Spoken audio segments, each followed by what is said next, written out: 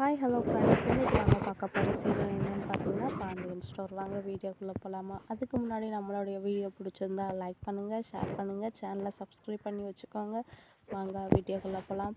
இன்றைக்கி பாண்டியன் ஸ்டோர் சீரியலில் என்ன நடக்குதுன்னு பார்த்தீங்கன்னா, காந்திமதி அவங்க மருமக 2 பேரும் மாறி எல்லாருமே நின்று பேசிகிட்டு இருக்காங்க.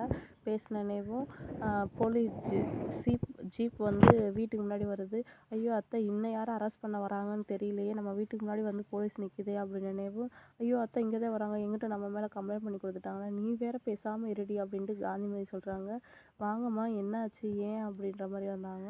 இல்லை, நாங்கள் ஒன்றும் பதறாதீங்க, நாங்கள் வந்து உங்களை விசாரிக்க வந்திருக்கோம். ஏன்னா தங்கமயில் வீட்டில் கம்ப்ளைண்ட் கொடுத்துருக்காங்களா, அதனால அக்கம் பக்கத்தில் இருக்கிறவங்க வந்து விசாரிக்க வந்திருக்கோம், அவங்க எப்படிப்பட்ட குடும்பம் அப்படின்னு.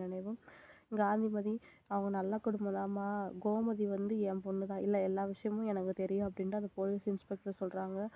புழுப்பூச்சி கூட எந்த தப்பும் பண்ணாதவ, ஒரு துரோகம் நினைக்காதவ, சரவண பையன் தங்கமான பையன், அதுக்கு மேலே என் மருமகன், எங்களுக்குள்ள 1000 பகை இருந்தாலும் இது நாள் வரைக்கும் எந்த ஒரு தப்பு எதுவுமே பண்ணது கிடையாது அப்படின்ற மாதிரி எல்லாருமே சொல்கிறாங்க. அவங்க நிறைய பொய் சொல்லியிருக்காங்க, படிப்பு விஷயத்தில், நகை இது வயசு விஷயத்தில் எல்லாத்துலேயுமே சொல்லியிருக்காங்க அப்படின்ற மாதிரி சொல்கிறாங்க. உடனே எல்லாத்துக்குமே அக்கம் பக்கத்தில் கேட்குறாங்க. எல்லாருமே நல்ல விதமாக தான் சொல்கிறாங்க. மீனா வந்து பாண்டியனுக்கு கோமதிக்கு எல்லாத்துக்குமே ஜூஸ் வாங்கிட்டு வந்து கொடுக்குறாங்க. இதை பார்த்துட்டு இன்ஸ்பெக்டர் வந்து, என்னம்மா செஞ்சுக்கிட்டு இருக்க?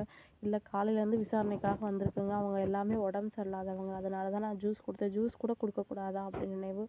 கொடுக்கலாம், ஆனால் இன்ஸ்பெக்டர் வர நேரம் வந்தால் என்னை வைவாங்க, நீங்கள் போங்க அப்படின்ற மாதிரி சொல்கிறாங்க. இதை மட்டும் நான் கொடுத்துட்டு போயிடுறேனே அப்படின்ற மாதிரி மீனா வந்து சொல்லிட்டு கொடுத்துட்டு, பார்த்துக்க ராஜி, இப்போ ஒன்றும் பயப்படாத, பார்த்துக்கலாம் அப்படின்ற மாதிரி சொல்கிறாங்க.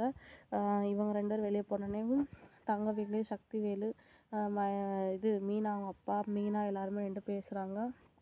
இதை நம்ம வந்து இப்படியே விடக்கூடாது, ஏதாவது ஒன்று பண்ணணும் அப்படின்ட்டு. அப்புறம் இன்ஸ்பெக்டர் வந்தோடனே போய் பேசுகிறாங்க.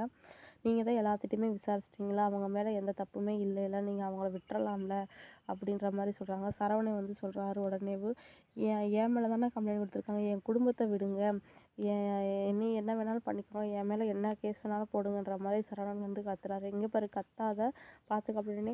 உடனே வந்து கதிர் வந்து எல்லாம் பிடிச்சிட்டு போயிடுறாங்க. வான்னு நீங்கள் எதுவும் பேசாமல் இருற. இல்லைடா, நீங்கள் என்னடா தப்பு பண்ணீங்க, கல்யாணம் பண்ணது நான் தானே அப்படின்ற மாதிரி சொல்கிறாங்க. விடுறா, கோமதி வந்து வைக்கிறாங்க. விடுடா, நீ ஏதாவது பேசி அது ரொம்ப பெரிய பிரச்சனையாகிற பேசாமல் இரு அப்படின்ற மாதிரி சொல்கிறாங்க. உடனே பேசினா இது பண்ணிவிட்டு இன்றைக்கான எபிசோடு வந்து அப்படியே முடிக்கிறாங்க. நாளைக்கு என்ன எபிசோடுன்னு பார்க்கலாம். அதுக்கு முன்னாடி நம்மளுடைய சேனல் பிடிச்சிருந்தா லைக் பண்ணுங்கள், ஷேர் பண்ணுங்கள், சேனலை சப்ஸ்கிரைப் பண்ணி வச்சுக்கோங்க. தேங்க்யூ.